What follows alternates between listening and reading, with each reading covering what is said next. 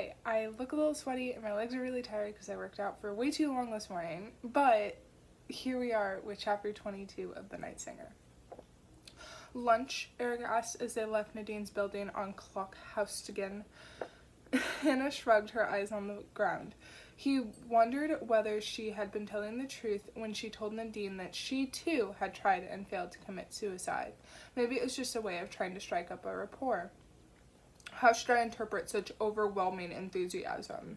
His new colleague didn't answer. There's a restaurant around the corner that serves traditional potato dumplings, he continued. Eric was ravenous, and if he didn't get something down within the next few minutes, he would probably either collapse or start rambling incoherently. Being this hungry couldn't be healthy.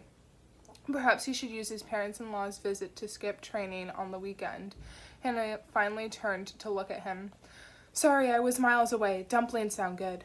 Eric would have loved to know where she was, but he didn't ask. His concentration levels were dipping, and it wasn't like she would have told him anyway. With trembling fingers, he unlocked the car. It felt ridiculous to drive just a few hundred meters, but they needed quick access to the car in case anything happened. He turned the corner onto Arvid Vascosa's Gata and parked opposite the restaurant Kaken. Oh my lord. Eric had been there once before with Nala, so that she could try a better version of the dish they were often served at school. She'd had the traditional version of the dumplings with meat, and she had loved them. Eric had ordered the vegetarian alternative. He should bring his parents-in-law here, he thought. 2 weeks was a long time to keep them entertained. Sapriya would be taking a few days off, but not the whole time.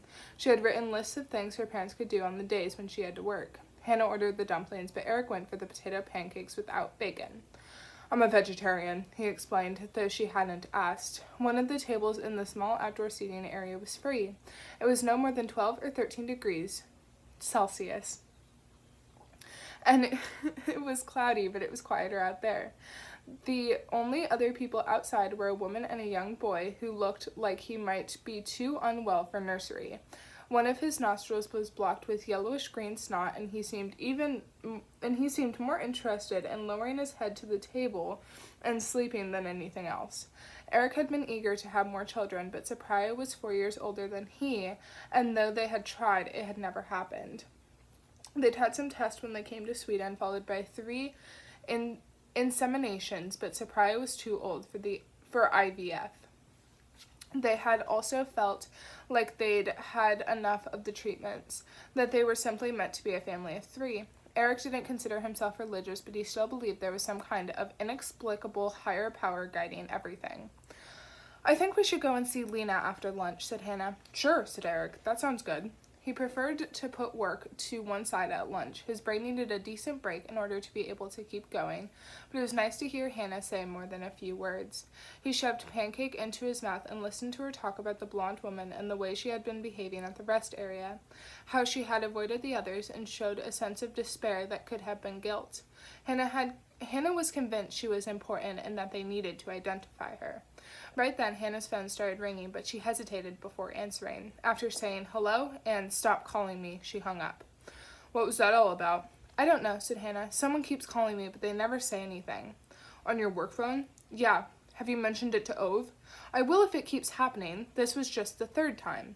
Hannah ate a mouthful of dumplings. Eric was fairly sure she had no intention of saying anything to Ove no matter how many calls she got, but Ove needed to know. Why did you move back here? He asked. He had asked the question before unsuccessfully, but he was even more curious now that he knew about her father.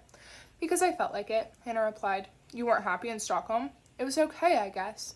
Eric smiled. It really wasn't easy to get any personal information out of her. Why did you move here? She countered, an attempt to avoid talking about herself, of course. Because I wanted to get away from Malmö, he said. It was too stressful there, and I managed to convince my wife that we should try living somewhere smaller. She thinks the Swedish countryside is exotic. My job was the only reason we ended up in Malmö after India, and it didn't feel right. I'd rather move forward than back.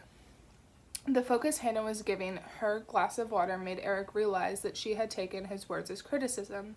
After several long sips, she put down her glass. Where do you live now? She asked. I don't speak Swedish. Varvsmolmen. Hannah raised her eyebrows slightly. That's hardly the countryside. It is compared to Mumbai and its 12 million people. Both focused on their food for a few minutes. Hannah used her fork to scrape clean her plate, pushing the last of the dumplings into her mouth. What? It was tasty, she said when she noticed him watching her. Did you ever have someone who used to make you dumplings? My granny. These weren't quite as good as hers, but almost. Is she still alive? Yeah, but she has dementia, so she's in a home. Last time I saw her, she thought my shoe was a cat. Her face was so solemn, but Eric felt both like laughing and offering his condolences. My grandfather has Alzheimer's, he said. Toward the end, he kept thinking I was a burglar and trying to hit me with a stick. He was in the police, too. Hannah smiled softly. What did your dad do? Retired policeman. There was a real lack of imagination behind my choice of career. 2 of my siblings are in the force, too. How many do you have?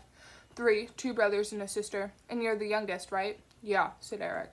He had been told he was a stereotypical youngest child before, an adventurer who wanted to have fun in the here and now, easygoing and relationship-oriented, though he had always pushed back against that kind of simplification or generalization. Eric knew he shouldn't, not considering how it had gone last time, but he just couldn't help himself. He was too curious, and choosing to take the cautious route had never been his thing. Besides, it felt like Hannah had relaxed a little, and they were already on the topic of families. It must have been tough with your dad, he said. Hannah looked up at him, and her expression seemed to flatten. He would get through her shell somehow. She got up. I'm going to get a coffee. Want one? Eric nodded and watched her walk into the restaurant. He had met so many relatives through his work, both of victims and perpetrators. They all shared a sense of grief, but the perpetrators' families almost always tried to mask it. He suspected he knew why. Their anger was different, and they were ashamed. Still, he thought it would make him a better policeman if he could just talk to Hannah about it. He also thought he could help her, though maybe he was just being naive and insensitive. How would he have reacted if one of his parents had committed a crime it was impossible to forgive? There was no imagining it.